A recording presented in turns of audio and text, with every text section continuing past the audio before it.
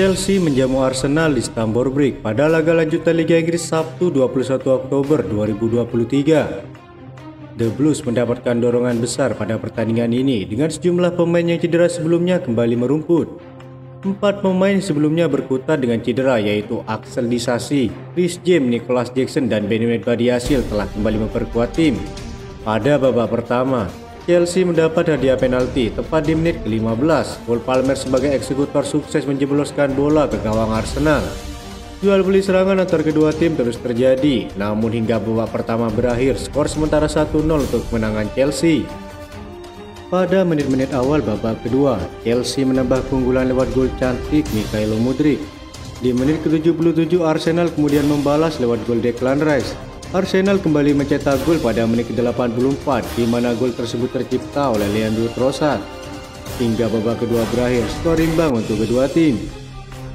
Tugas terbesar Pochettino di Chelsea sejauh ini adalah mencoba menggantikan kekosongan yang ditinggalkan oleh Christopher Nkunku. Setelah menandatangani kontrak senilai 52 juta euro pada musim panas. Kesepakatan itu sudah disepakati sejak Oktober tahun lalu, namun Nkunku juga belum melakukan debutnya. Setelah finish di peringkat ke-12 tahun lalu dan terjatuh dari zona Liga Champions serta sepak bola Eropa, Chelsea seharusnya merasa beruntung bisa mendapatkan pemain sekelas Nkunku. Sekarang dengan pemain ini absen hingga paling tidak bulan November, Pochettino dibiarkan dalam keadaan sulit. Nkunku sejauh ini adalah inti dari tim selama pramusim, beroperasi di seluruh serangan dalam formasi 4-2-3-1. Pada debutnya yang tidak bersifat kompetitif, pemain berusia 25 tahun ini mencetak gol dari posisi nomor 10. Sehingga menyisakan Conor Gallagher dan Enzo Fernandez untuk tampil dalam peran yang agak tidak nyaman di belakang Nicolas Jackson ke depan. Hal ini juga membuat serangan menjadi tidak seimbang, dengan Ben Chilwell mengisi peran sayap kiri untuk mengakomodasi absennya Christopher Nkunku. Hal ini tidak hanya merugikan tim dalam pergerakan ke depan, tetapi juga mengharuskan lini belakang beradaptasi. Berita baiknya bagi Chelsea adalah bahwa Nkunku sedang berkembang dengan baik. Pelaksanaan program rehabilitasinya masih berlanjut. Seperti yang Anda dapat bayangkan, saya sangat kecewa tidak bisa bersama rekan-rekan tim selama awal musim, kata Nkunku. Rasanya sulit tidak bisa bertemu dengan kalian semua di Stadion Stamford Bridge. Saya akan bekerja keras untuk kembali lebih kuat, ini hanya masalah waktu. Solusi juga tidak datang dengan mudah bagi Pochettino dalam beberapa minggu pertama musim ini. Tetapi kedatangan Cole Palmer dari Manchester City bisa mengubah situasi tersebut. Namun pemain muda ini belum mampu tampil maksimal meskipun telah menjadi pengganti alami yang lebih cocok untuk Courtney Chukwuemeka dan Nkunku daripada Gallagher atau Fernandes.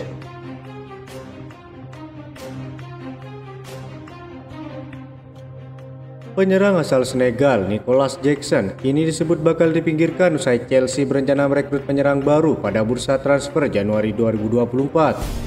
Dibukanya bursa transfer selanjutnya menjadi salah satu penentu karir dari Nicolas Jackson yang belakangan disebut akan terpinggirkan dari Chelsea.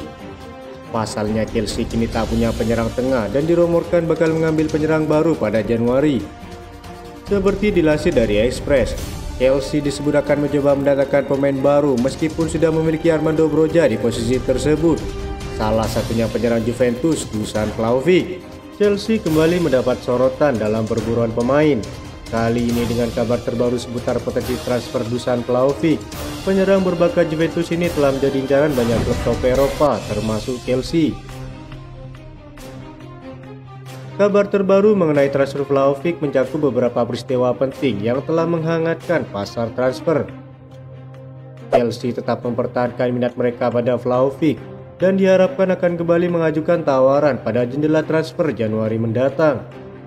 Manajer Chelsea bersama staf rekrutmen klub percaya bahwa Vlahovic akan menjadi tambahan berharga untuk lini serang mereka. Dengan tuntutan 50 juta euro, Juventus telah menetapkan harga transfer untuk Vlahovic. Angka ini mencerminkan tingginya nilai pasar sang pemain yang telah mencetak sejumlah gol impresif dalam beberapa musim terakhir. Beberapa laporan juga menyebutkan minat dari West Ham United dalam memboyong Vlahovic. Persaingan antara Chelsea dan West Ham untuk mendapatkan jasa sang pemain tampaknya akan semakin memanas. Klub dan para penggemar Chelsea akan dengan cermat mengawasi perkembangan transfer Vlahovic yang diyakini akan menjadi tambahan berpotensi besar dalam upaya mereka meraih sukses di berbagai kompetisi. Chelsea menghadapi kekhawatiran cedera terkait Moises Caicedo setelah terdeteksi masalah selama sesi latihan. Pemain muda berbakat asal Ekuador yang baru-baru ini bergabung dengan Chelsea telah menjadi sorotan sejak kepindahannya dari Brighton pada musim panas lalu. Namun kabar terbaru ini menyebabkan kekhawatiran di kalangan penggemar Chelsea. Selama latihan terbaru bersama timnas Ekuador selama jeda internasional, Moises Caicedo terlihat mengalami masalah yang membuatnya harus menggunakan dukungan untuk lututnya.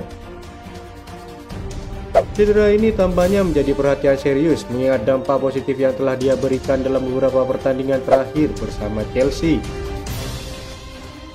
Informasi lebih lanjut tentang cedera yang dialami Caicedo belum diumumkan secara resmi oleh klub. Manajer Chelsea dan staf medis akan melakukan evaluasi lebih lanjut untuk menentukan tingkat keparahannya dalam waktu dekat. Penting untuk dicatat bahwa kebugaran Caicedo sangat penting bagi rencana Chelsea dalam berbagai kompetisi musim ini. Fans The Blues berharap bahwa pemain muda ini akan segera pulih dan kembali berkontribusi dengan penampilan gemilangnya di lapangan hijau. Conor Gallagher dahulu pernah dibandingkan dengan Kante. Saat itu hanya sebuah komentar sepele dari manajer sebelumnya Thomas Tuchel. Tapi seiring berjalannya waktu, perbandingan itu semakin nyata. Ngolo Kante telah absen dan Conor Gallagher memiliki profil yang sama, demikian kata Thomas Tuchel, dan itu hampir seperti pujian terbaik yang diberikan oleh Tuchel kepada Gallagher. Jika Gallagher ditempatkan dalam posisi double seat Kante, jelas kurang memiliki disiplin. Sekarang di bawah asuhan Pochettino, Gallagher bukan sekedar inkarnasi baru Kante, melainkan membuktikan mengapa dia adalah pemain yang sangat baik dengan kemampuannya sendiri. Gallagher sejauh ini berhasil mencocokkan dan melampaui beberapa metrik kunci milik Kante dari musim lalu, tahun di mana kemampuan dan kekuatan individu di lini tengahnya efektif membawa tim ke kemenangan Liga Champions. Saat ini dia memimpin liga dalam hal merebut bola di pertahanan lawan dan berada di peringkat ketiga dalam daftar pemain dengan intersepsi. Dia hanya sedikit kalah dalam hal tackling dibandingkan Yves Bissouma. Gallagher telah menambahkan lebih banyak atribut fisik serta mental yang membuatnya unggul dan mengesankan di setiap level permainan yang pernah dia mainkan hingga saat ini, sehingga lubang yang biasanya diisi oleh Kante benar-benar muncul bagi Pochettino.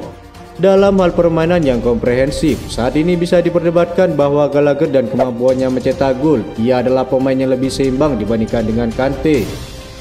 Conor Gallagher adalah pemain yang bisa berlari cepat dan sangat kuat, kata Pochettino. Dia adalah pemain yang bisa bermain di berbagai posisi. Anda bisa melihatnya bermain sebagai gelandang nomor 8, nomor 10, bahkan nomor 6 lanjutnya.